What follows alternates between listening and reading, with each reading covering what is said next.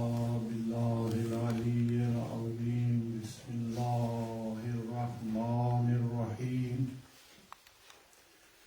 الحمد لله رب العالمين بارئ الخلائق أجمعين، والصلاة والسلام على رسوله وحبيبه حافظ سره ومبلغ رسالاته سيدنا ومولانا وشفيع ذنوبنا وطبيب قلوبنا أبي القاسم محمد اللهم صل على محمد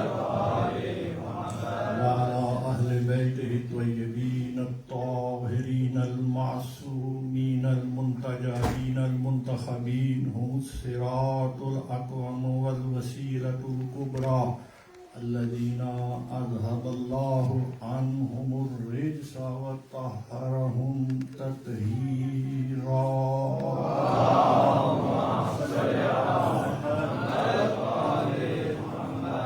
أما بعد، فقد قال رسول الله صلى الله عليه وآله وسلم: حسين مني وأنا من الحسين، أحب الله من أحب حسينا. صلوات بھیجو.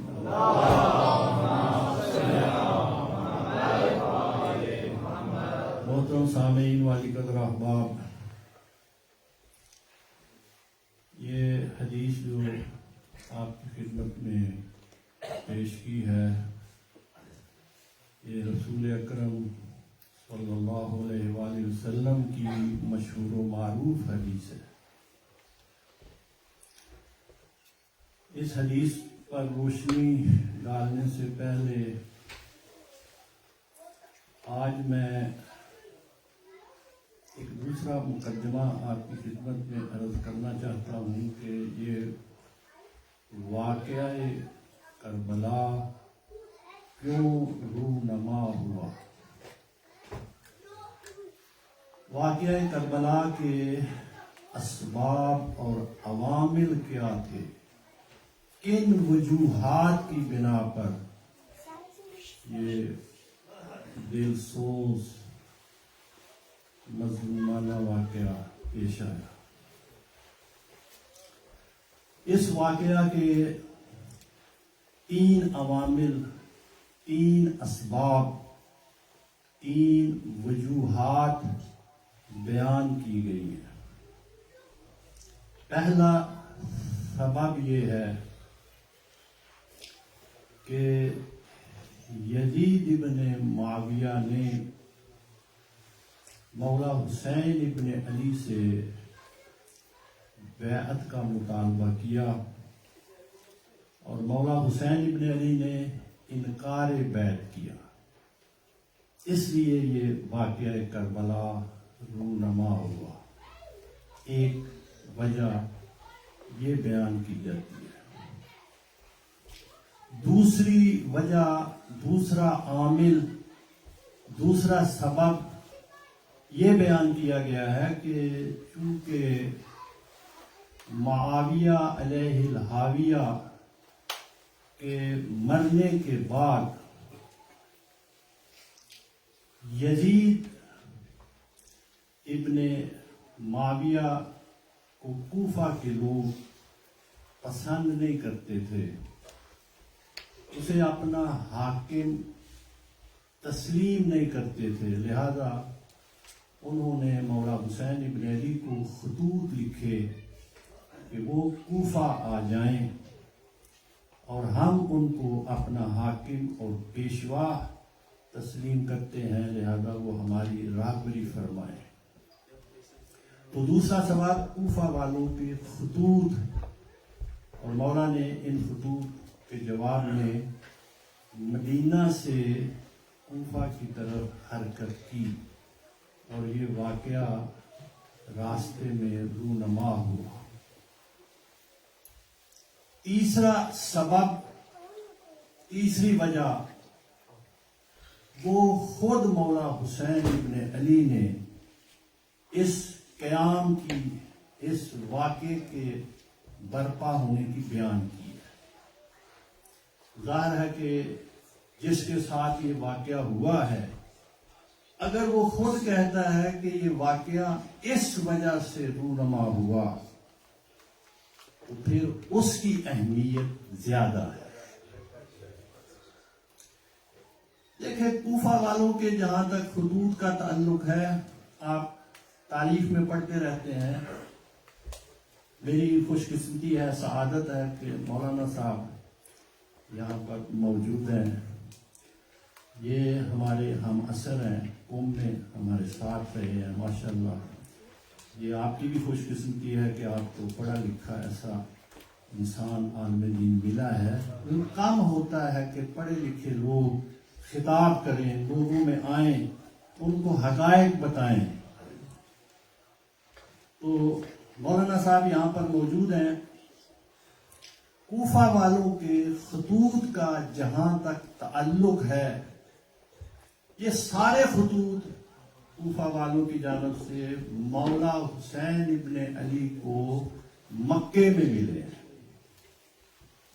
کوئی ایک خط بھی کوفہ والوں کی جانب سے مولا کو مدینے میں نہیں ملا، کہ جیسے لوگ کہتے ہیں کہ چونکہ اتنے افراد کی حمایت حاصل ہو گئی تھی لہذا مولا نے ان حمایتیوں کو دیکھ کر مدینہ چھوڑا اور کوفہ کی جانب آئے۔ نہ، کوئی خط مدینے میں نہیں ملا، سب مکے میں ملے تھے۔ مولا قیام کر چکے تھے۔ مولا نے اپنے قیام کا مقصد جو بیان کیا ہے، کل میں نے تھوڑی سی توجہ آپ کی اس طرف دلائی کہ خدا کی حمد و ثنا کے بعد مولا نے ایک وصیت نامہ اپنے بھائی محمد بن حنفیہ کے سپرد کیا تاکہ یہ وصیت نامہ تاریخ میں رہ جائے اور آئندہ آنے والی نسلوں کو یہ معلوم ہو جائے کہ میں حسین ابن علی نے کیوں قیام کیا، کیوں اتنی بڑی قربانی دی۔ تو اس وصیت نامے میں مولا فرماتے ہیں، لم اخرج اشرا ولا وطرا ولا مفسدا ولا ظالما انما خرجت لطلب الاصلاح في امت جدی اريد ان امر بالمعروف وانهى عن المنکر واسیر بسیرت جدی و ابی۔ میں حسین مدینہ چھوڑ رہا ہوں، لیکن کسی شرارت کی بنا پر نہیں، فساد پھیلانے کے لیے میں حسین مدینہ نہیں چھوڑ رہا۔ لم اخرج عاشرا ولا بطرا ولا مفسدا ولا ظالما، نہ کسی پر ظلم کرنے کے لیے مدینہ چھوڑ رہا ہوں۔ انما خرجت لطلب الاصلاح فی امت جدی، میں اس لیے مدینہ چھوڑ رہا ہوں کہ اپنے نانا کی امت کی اصلاح کرو، اصلاح امت رسول۔ اور کس لیے؟ طلب الاصلاح فی امت جدی اريد ان امر بالمعروف، میں حسین چاہتا ہوں امر بالمعروف کروں، نیکی کا حکم دوں، وہ برائی سے روکوں، وہ اسیرہ بسیرت جدی و ابی، اور اپنے نانا کی سیرت پر چلوں اور اپنے بابا کی سیرت پر چلوں، کیونکہ کچھ دور ایسے گزرے تھے کہ حسین کے نانا کی سیرت اور حسین کے بابا کی سیرت منہدم ہو گئی تھی، مٹ گئی تھی۔ حسین چاہتے تھے اپنے نانا کی سیرت اور بابا کی سیرت کو دوبارہ زندہ کریں۔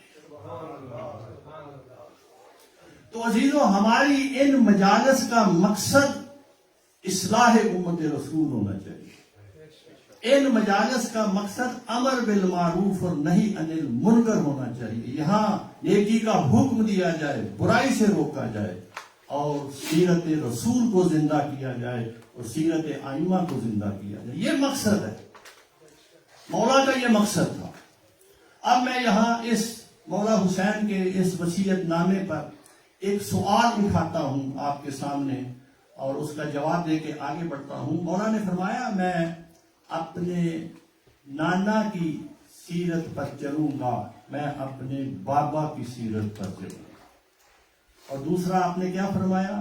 میں امر بالمعروف اور نہی عن المنکر کے لیے نکلا ہوں۔ سوال یہ ہے کہ مولا نے کون سا امر بالمعروف اور نہی عن المنکر کیا ہے؟ آپ فرمائیں گے مولا نے راہ کوفہ و شام میں، مکے میں، خود کربلا میں ان ملعونوں کے سامنے بہت سے خطبے دیے، اور وہاں انہوں نے امر بالمعروف اور نہی عن المنکر کیا۔ تو میں کہوں گا کہ یہ تو ان لوگوں کے ساتھ خاص ہے جو آپ کے سامنے موجود تھے، جن کو وہ نیکی کا حکم دے رہے تھے، برائی سے روک رہے تھے۔ مولا نے ایسا انداز اختیار کیا امر بالمعروف اور نہی عن المنکر کا کہ صرف وہ لوگ مراد نہیں تھے مولا کی، مولا چاہتے تھے اس انداز میں امر بالمعروف اور نہی عن المنکر کریں کہ آپ کا امر بالمعروف اور نہی عن المنکر تا قیام قیامت ہر شخص تک پہنچے، اور ہر شخص کو یہ معلوم ہو جائے کہ حسین نے کس نیکی کا حکم دیا ہے اور کس برائی سے روکا ہے۔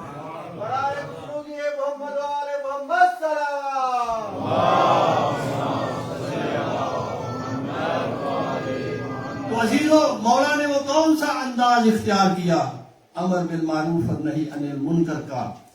تو عزیزو، مولا کا یزید ابن معاویہ کے بیعت کے مطالبے کے جواب میں انکار بیعت کر دینا، یہ مولا کا سب سے بڑا امر بالمعروف اور نہی عن المنکر۔ مولا نے ان تمام نیکیوں کا حکم دے دیا انکار بیعت کر کے جو مولا میں پائی جاتی تھی، اور ان تمام برائیوں سے روک دیا جو یزید میں پائی جاتی تھی۔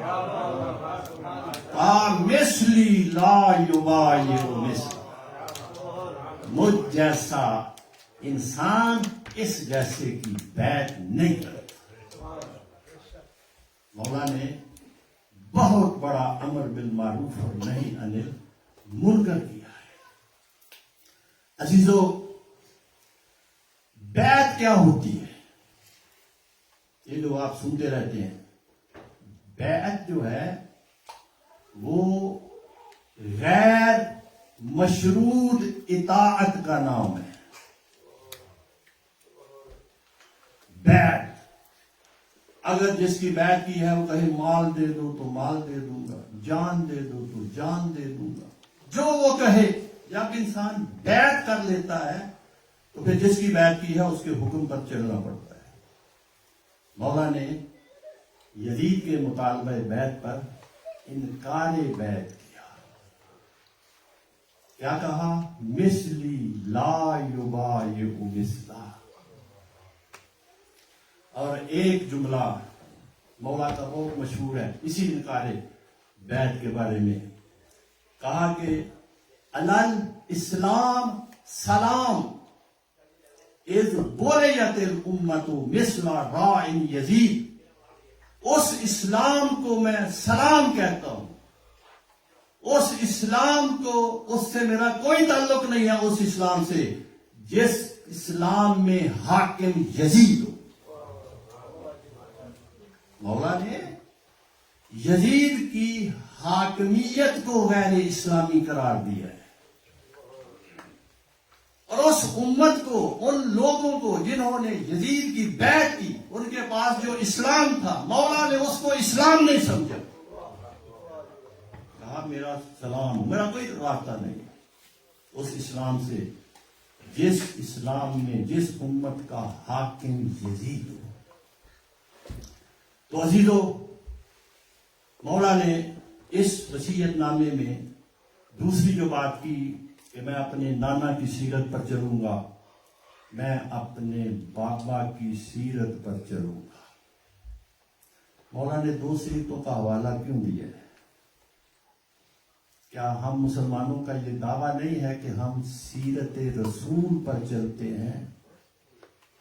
تو مولا بھی تو سیرت رسول پر چلتے تھے، لیکن آپ نے اس وصیت نامے میں مینشن کیا دو سیرتوں کو، کہا میں اپنے نانا کی سیرت پر چلوں گا، میں اپنے بابا کی سیرت پر چلوں گا، کیا مولا حسین کے نانا کی سیرت میں اور مولا حسین کے بابا کی سیرت میں کوئی اختلاف تھا جو دو سیرتوں کا حوالہ دیا؟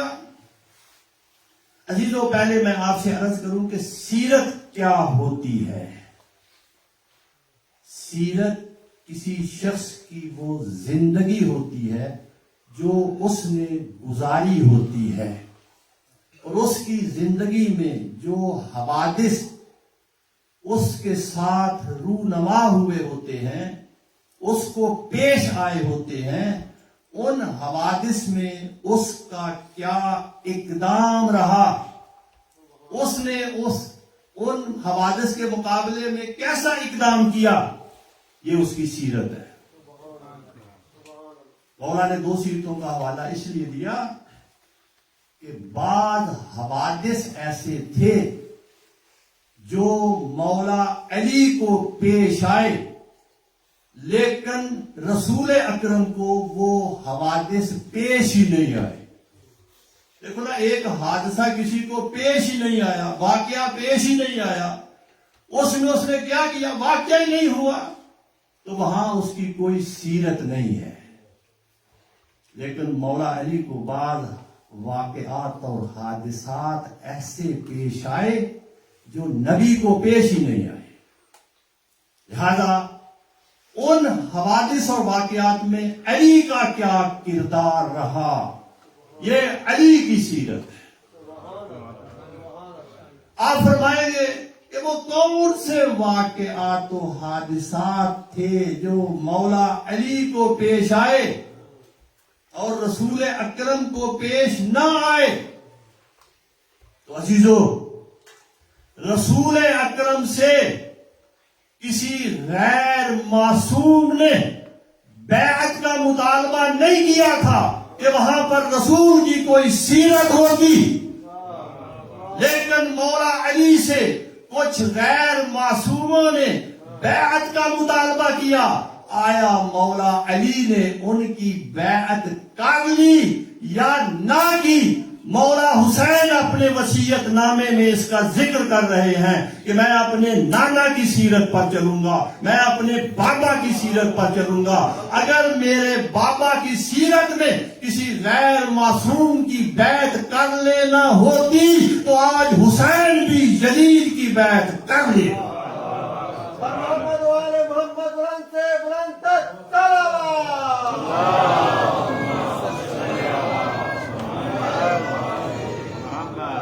چونکہ مولا علی کی سیرت میں کسی غیر معصوم کی بیعت کر لینا نہیں تھی، لہذا حسین کہہ رہے ہیں میں بھی کسی غیر معصوم کی بیعت نہیں کروں گا۔ دیکھیں، آج تک لوگ یہ کہتے ہیں کہ مولا علی نے فلاں کی بیعت کر لی، تو ہم کیا جواب دے؟ بیٹا جواب دے رہا، بیٹا وصیت نامہ لے گیا کہ میں اپنے نانا کی سیرت پر چلوں گا، میں اپنے بابا کی سیرت پر چلوں گا۔ یہاں پر لوگ بعض دفعہ مولا حسن کی صلح پر اعتراض کرتے ہیں، لہذا اس کو بھی واضح کرتا چلا جاؤں۔ امام حسن علیہ السلام نے جو صلح کی ہے، یہ ملا لوگ، بعض لوگ امام حسن کی صلح کو کہہ دیتے ہیں امام حسن نے بیعت کر لی، صلح کو بیعت کہتے ہیں، حالانکہ امام حسن نے صلح کی ہے، بیعت نہیں کی۔ معصوم کسی غیر معصوم کی بیعت نہیں کرتا، امام حسن نے صلح کی ہے۔ صلح اور بیعت میں فرق نہیں کرتے، صلح کو بیعت کہہ دیتے ہیں۔ بیعت کیا ہے؟ غیر مشروط اطاعت کا نام ہے بیعت، کوئی شک نہیں، اطاعت کریں گے ہر صورت میں، اسے کہتے ہیں بیعت۔ غیر مشروط اطاعت کا نام بیعت ہے۔ صلح کیا ہے؟ کسی جھگڑے کو ختم کرنے کے لیے اپنی اپنی شرائط منوانا، اسے صلح کہتے ہیں۔ صلح ہوتی وہاں ہے جہاں طرفین اپنی شرائط پیش کرتے ہیں۔ تو صلح ہو جاتی ہے. اور اگر امام حسن کی صلح کو بیعت کہا جائے تو پھر رسول اکرم نے بھی صلح کی تھی. صلح حدیبیہ رسول اکرم نے مشرکین سے کی تھی، تو پھر کہو کہ وہ صلح بھی بیعت تھی. وہاں تو آپ کہتے ہیں صلح حدیبیہ، کبھی آپ نے نہیں کہا رسول اکرم نے بیعت کر لی. تو امام حسن کے مقابلے میں جب آتے ہیں، ان کے پاس جب آتے ہیں کہتے ہیں کہ انہوں نے بیعت کر لی. بیعت کس کی ہے؟ صلح کی ہے. صلح تو رسول اکرم نے بھی کی ہے. صلح تو مشرکین سے بھی ہو سکتی ہے. پھر کہتے ہیں جس سے صلح کی امام حسن نے وہ اچھا آدمی تھا. صلح اچھا آدمی تھا. پھر کہیں کہ مشرکین بھی اچھے لوگ تھے. رسول اکرم نے جو صلح کی ہے صلح حدیبیہ وہ مشرکین سے کی ہے. تو کیا جس سے صلح کی جائے وہ مخالف کوئی اچھا ہوتا ہے؟ نہیں، یہ دلیل نہیں ہے. یہ عام طور پر پیش کرتے ہیں جی بابا حسن نے صلح کر لی معاویہ سے، معاویہ اچھا آدمی تھا. نہیں، صلح مد مقابل کو اچھا نہیں بنا دیتی. ٹھیک ہے نا. پھر آپ مشرکین کو بھی کہیں رسول اکرم نے صلح کی ہے وہ بھی اچھے آدمی تھے. ایک صلوات پڑھے محمد والے محمد.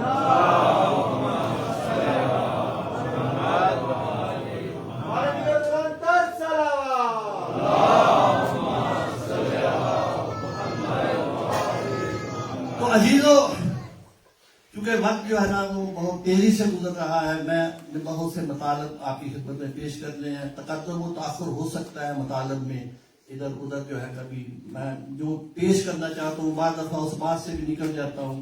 کیونکہ میرا کام ہے، میں اصل میں بنیادی طور پر مدرس ہوں، تدریس کرتا ہوں. یا کوئی امتحانات دینی مدارس کے ہم لیتے ہیں، تو میرا مزاج جو ہے نا اس قسم کا ہے کہ میں دلیل سے بات کرتا ہوں. بغیر دلیل کے میں نے کوئی بات نہیں کی. اور جب بھی کوئی دلیل دوں گا، کوئی روایت پڑھوں گا، کوئی آیت پڑھوں گا، اس کا حوالہ دوں گا، بغیر حوالے کے کوئی بات نہیں کروں گا. ایک اور صلوات پڑھے محمد والے. مولا حسین ابن علی نے جو یزید کی بیعت سے انکار کیا، یہ معمولی انکار نہیں تھا. مولا حسین نے اس انکار بیعت سے بہت سے بتوں کو پاش پاش کیا. مولا حسین کو ایسے ہی نہیں کہتے کہ السلام علیکہ یا وارث آدم صفوت اللہ، السلام علیکہ یا وارث نوح نبی اللہ، السلام علیکہ یا وارث موسیٰ کلیم اللہ، السلام علیکہ یا وارث ابراہیم خلیل اللہ، السلام علیکہ یا وارث عیسیٰ روح اللہ، السلام علیکہ یا وارث محمد المصطفیٰ.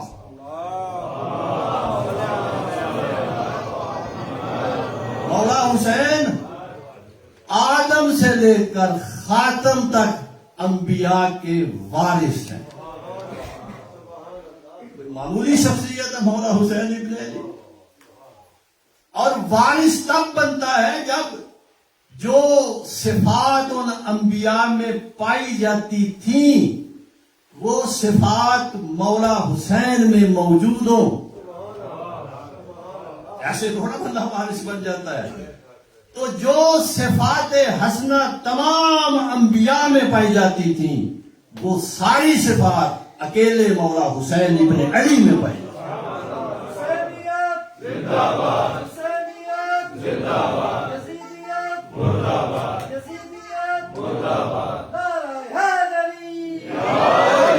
حضرت ابراہیم کی سب سے بڑی صفت بت شکنی تھی.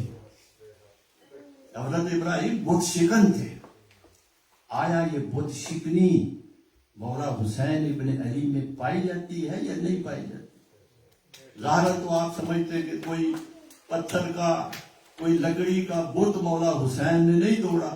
نہ، مولا حسین نے وہ بت توڑے ہیں جو ابراہیم بھی نہ توڑ سکے. بہت بڑے بت شکن ہے مولا حسین ابن علی. عزیزو، میں آپ کو بتاؤں گا، آپ نے میرے ساتھ رہنا ہے. یہ جو رسول اکرم کے بعد خلافت جو تقسیم کی گئی، دیکھیں ان کا یہ نظریہ ہے کہ رسول اکرم اپنے بعد کسی کو اپنا جانشین بنا کر نہیں گئے، عوام پر چھوڑ دیا، جس کو چاہیں رسول کا جانشین بنا لے۔ یہ ان کا نظریہ ہے۔ اب میں یہاں ایک چیز اضافہ کر رہا ہوں، ابھی میرے ذہن میں باتیں تو بہت سی ہیں لیکن یہ بھی میں بیان کر دوں۔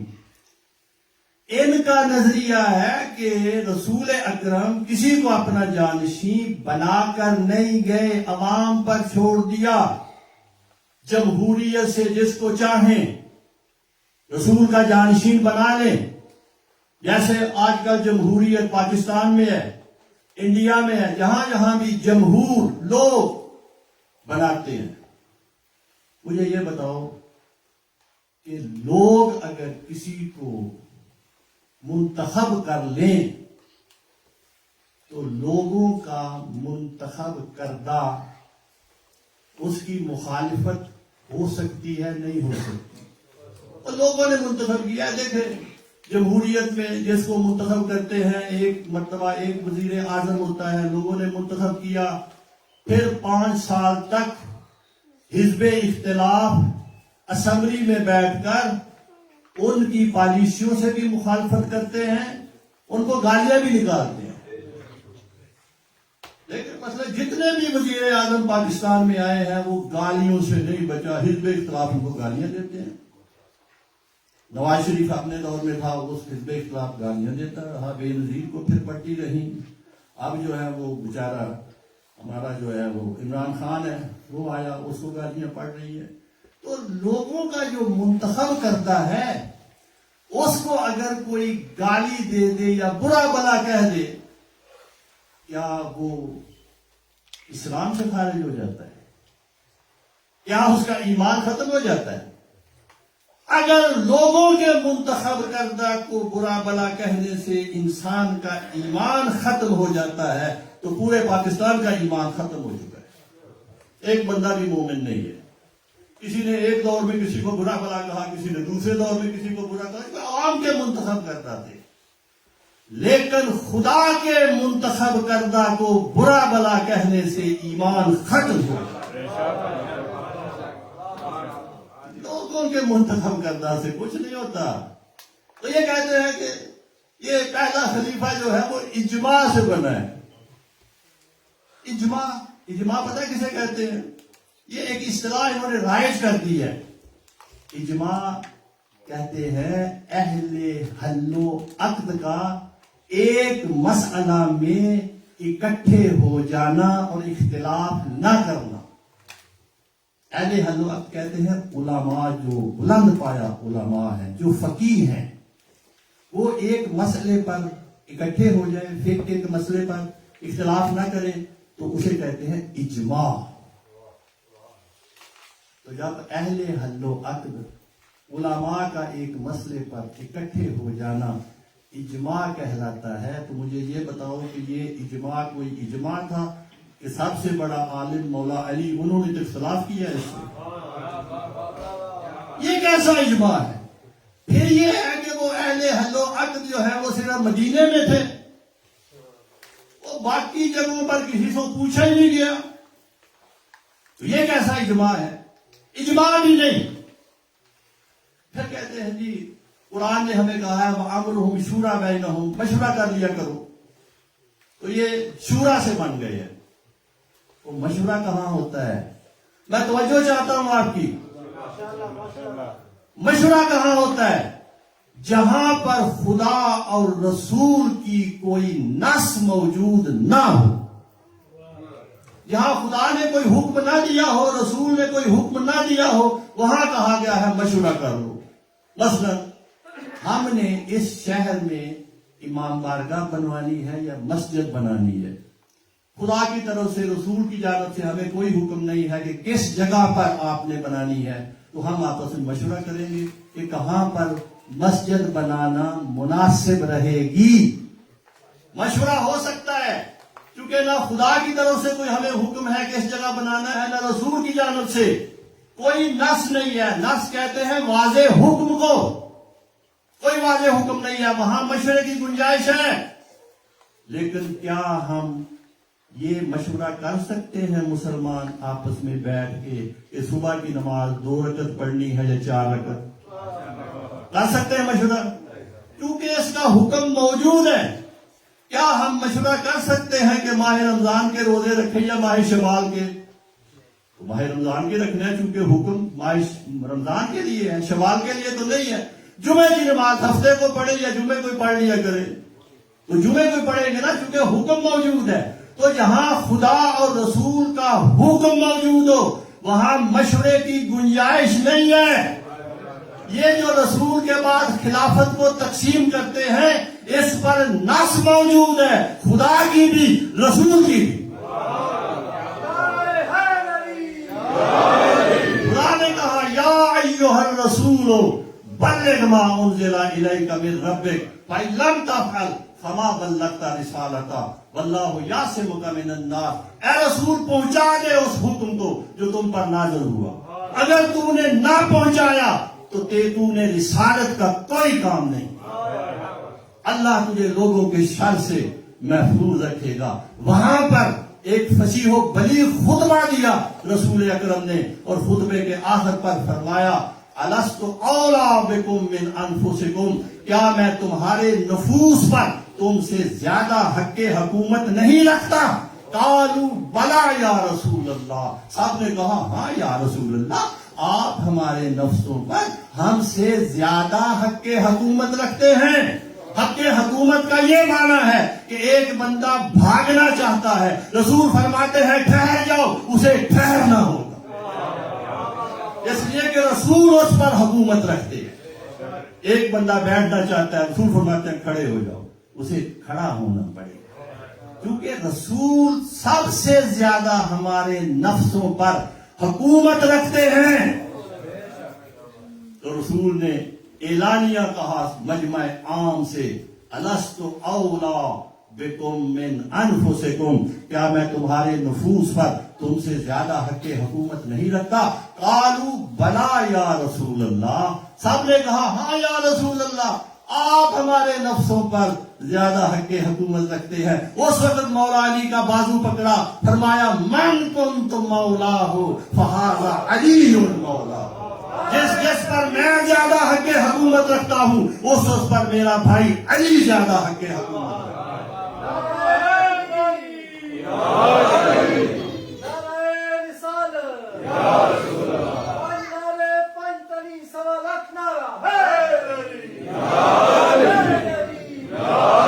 وہ نص موجود ہے، رسول کا فرمان موجود ہے. اور یہاں پر اس حدیث سے ولایت کو انکار نہیں کرتے. متواتر حدیث سب کہتے ہیں رسول نے یہ کہا من کنت مولاہ فہذا علی مولا. مولا کے معنی میں اختلاف کرتے ہیں کہ مولا کا معنی جی بھائی ہے، مولا کا معنی دوست ہے، مولا کا معنی غلام ہے، مولا کا معنی حاکم ہے. پتہ نہیں رسول نے کس معنی میں مولا کہا ہے، کس معنی میں کہا ہے. جب ایک لفظ کے کئی معانی ہوں تو پھر قرینہ حالیہ اور مقالیہ یہ بتاتا ہے کہ یہ لفظ کس معنی میں استعمال ہو رہا ہے. تو جب رسول نے فرمایا کہ کیا میں تمہارے نفسوں پر زیادہ حق حکومت نہیں رکھتا، سب نے کہا ہاں جی آپ رکھتے ہیں. تو یہ حق حکومت کے معنی میں آپ مولا کے معنی میں اختلاف کرتے ہیں. جو معنی مرضی لے لیں، ہم علی کو اسی معنی میں مولا سمجھتے ہیں جس معنی میں رسول مولا تھے. حضرت محمد و آل محمد صلی کیا رسول بھائی کے معنی میں مولا تھے، دوست کے معنی میں مولا تھے، غلام کے معنی میں مولا تھے؟ نہ، رسول حاکم اور پیشوا کے معنی میں مولا تھے.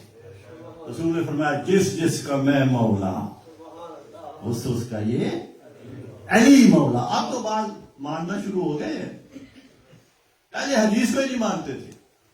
حدیث میں اب اختلاف ختم ہو گیا ہے سب کا. اب معنی میں اختلاف، معنی میں بھی بات ہمارے ساتھ ہیں اور کوئی معنی بنتا ہی نہیں ہے. تو پہلا خلیفہ بنا ان کا اجماع سے، اجماع بھی صحیح نہیں. تو یہ جو خلافت کے کچھ اصول انہوں نے بنائے ہیں، کوئی ایک اصول نہیں ہے. یہ ایک اصول نہ ہونا ان کی شکست ہے. خلافت کا ایک اصول نہ ہونا یہ ان کی جو ہے نا شکست بھی مانی جائے گی. ان کا ادعا صحیح نہیں ہے. تو پہلا انہوں نے بنایا اجماع سے. چلو مان لیتے ہیں اجماع سے بنا. ہمارے نزدیک وہ اجماع نہیں ہے چونکہ وہ نص کے مقابلے میں. دوسرا اجماع سے بنا. کس سے بنا؟ نامزدگی سے. اسے کہتے ہیں اصطلاح میں استخلاف. سابقہ خلیفہ نے بعد والے شخص کو اپنا نامزد مقرر کر دیا کہ تو میرے بعد خلیفہ ہے. اصل بدل دی. پہلی اصل اجماع تھی، دوسرے کی باری اصل ایک اور آ گئی، استخلاف. حضرت ابوبکر نے عمر کو خلیفہ نامزد مقرر کر دیا. جو کام ہم تو کہتے ہیں رسول بھی جانتے تھے، وہ سمجھتے تھے کہ رسول شاید نہیں جانتے، ابوبکر کو زیادہ علم تھا. اس نے استخلاف کیا. تیسری اصل کیا ہے؟ نہ اجماع نہ استخلاف، شورا. کمیٹی بنا لی اور کمیٹی میں ایک ویٹو پاور رکھ دی. عبد الرحمان بن عوف، یا اگر ووٹ برابر ہو تو جس طرف عبد الرحمان بن عوف ہوگا وہ جیت جائے گا. ویٹو پاور رکھ دی. ویٹو پاور تو آپ نے خود رکھی. آج مسلمان ویٹو پاور کے خلاف ہے. سب سے پہلے ویٹو پاور تو آپ نے رکھی. تو کمیٹی بنا دی. اور چوتھا کیسے بنا؟ مولا علی کیسے بنے؟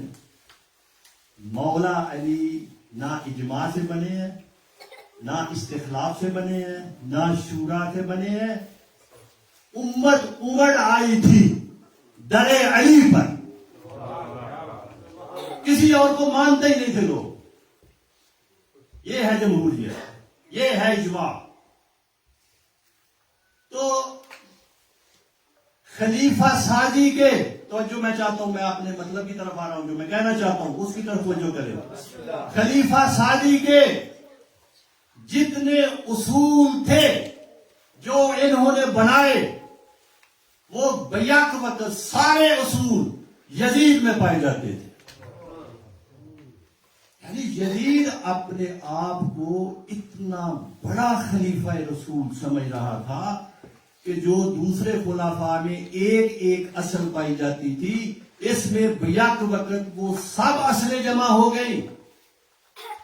یزید پر اجماع کر دیا انہوں نے. یزید کو معاویہ نے اپنے بعد نامزد کر دیا. استخلاف بھی آ گیا. کمیٹیوں نے بھی یزید کے حق میں فیصلہ دے دیا اور حکومت بھی انہی کے پاس تھی. سارے اصول خلافت یزید میں بیک وقت جمع ہو گئے تھے. اس لیے یزید اپنے آپ کو بہت بڑا خلیفہ رسول سمجھ رہا تھا. اور اسی گمانڈ میں اس نے مولا حسین ابن علی سے بیعت کا مطالبہ کیا. انصاف ہے آپ؟ یزید اپنے آپ کو ان سابقہ خلفاء سے بڑا خلیفہ سمجھتا تھا، اس لیے کہ ان تمام خلفاء میں ایک ایک اصل پائی جاتی تھی خلافت کی، اور یزید میں سب اصلیں جمع ہو گئی تھی. لیکن جب یزید نے مولا حسین سے بیعت کا مطالبہ کیا اس گھمنڈ پر کہ میں بہت بڑا جانشین رسول ہوں، خلیفہ رسول ہوں، مجھ میں ساری اصلیں پائی جاتی ہیں، مولا حسین ابن علی نے اس کے مطالبہ بیعت پر انکار بیعت کیا، اور اس انکار بیعت کر کے ان تمام بتوں کو پاش پاش کر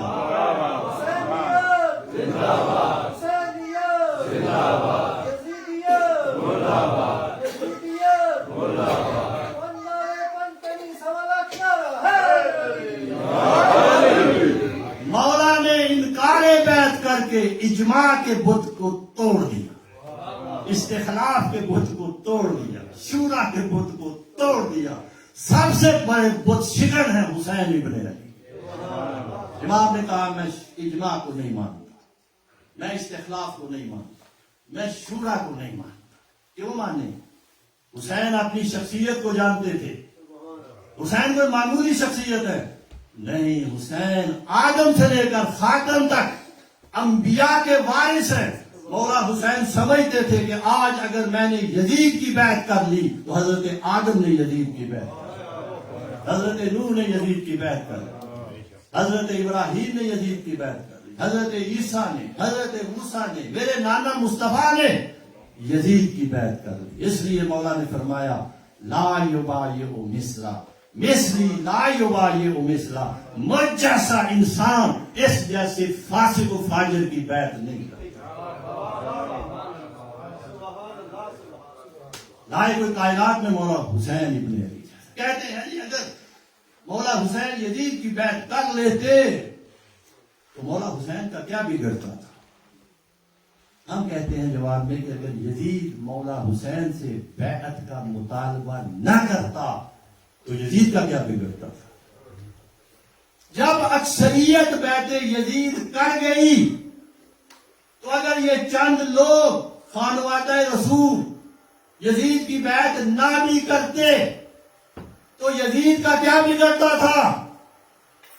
یزید کیوں مصر تھا اس بات پر کہ وہ حسین ابن علی سے ضرور بیعت لے گا؟ کیوں مصر تھا؟ حکومت تو اس کی بن گئی تھی, تو پھر کیوں مصر تھا؟ عزیزو مصر اس لیے تھا کہ یزید سمجھتا تھا کہ اگر یہ پوری امت رسول بھی مجھ یزید کی بیعت کر لے تو میری حکومت اسلامی نہیں ہو سکتی, اس لیے کہ نمائندہ اسلام حسین نے میری بیعت نہیں. اس لیے وہ مصر تھا مولا حسین ابن علی سے بیعت لینے کے لیے, اور مولا بھی اپنی شخصیت سے واقف تھے. عزیزو آج کا دور دیکھیں اور اس وقت کا دور جب یزید کی لوگوں نے بیعت کی, جب اکثریت بیعت یزید کر گئی,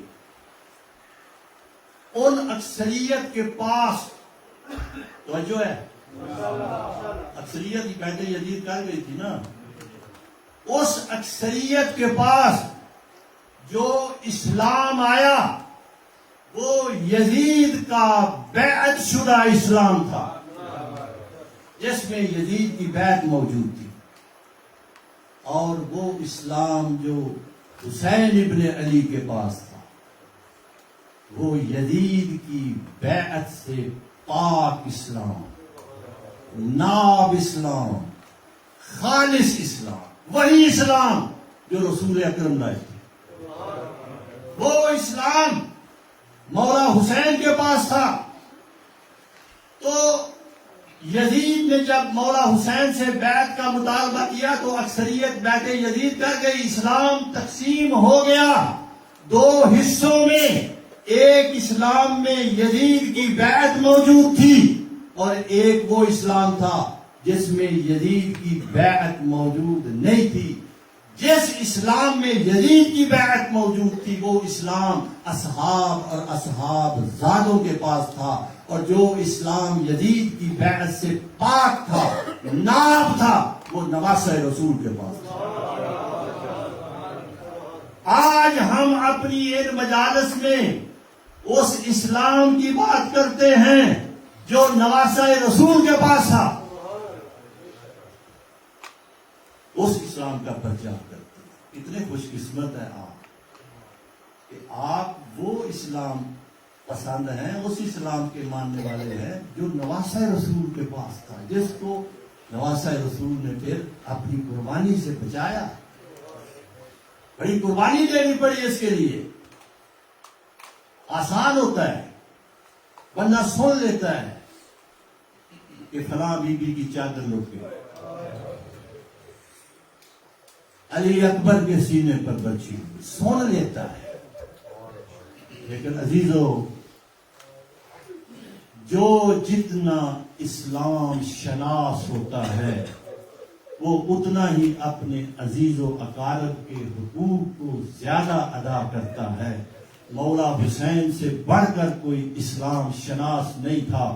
مولا کو یہ معلوم تھا کہ میرے بھائی علی اکبر، میرے بیٹے علی اکبر کا مجھ پر کیا حق ہے، میرے بھائی عباس کا مجھ پر کیا حق ہے، میری بہن زینب کا مجھ پر کیا حق ہے، میرے لال علی اصغر کا مجھ پر کیا حق ہے. یہاں کو معلوم تھا. لیکن عزادارو، اسلام دائر ہو گیا تھا دو چیزوں میں، حسین یا اسلام بچا لو یا علی اکبر کا سینہ بچا لو. حسین یا اسلام بچا لو یا عباس کے بازو بچا لو. حسین یا اسلام بچا لو یا بہن زینب کی چادر بچا لو. لائے کوئی کائنات میں حسین ابن علی جیسا امام جس نے کہا میں سب کچھ قربان کر دوں گا لیکن اسلام بچاؤں گا. ان کانا دین محمد لم یستقم الا بقتلی یا سیوف خذینی. اگر میرے نانا کا دین میری شہادت کے بغیر نہیں بچتا تو آؤ تلوارو حسین کے جسم میں پیوست ہو. میں رسول کا نواسا حاضر ہوں. عزیزو، وہ وقت کتنا سخت تھا جب مولا حسین گھوڑے سے زمین پر آ چکے تھے.